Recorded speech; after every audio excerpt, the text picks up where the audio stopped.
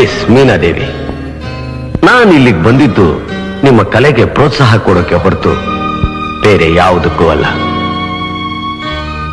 Miss ಮೀನಾದೇವಿ, ಈಗ ತಾನೇ ನೀವು ಹೇಳಿದ್ರಿ ಒಬ್ಬ ಕಲಾವಿದೆಯ ಕಲೆನ ಗುರುತಿಸದೆ ಹೋದವನು ಮನುಷ್ಯನೇ ಅಲ್ಲ ಅಂತ.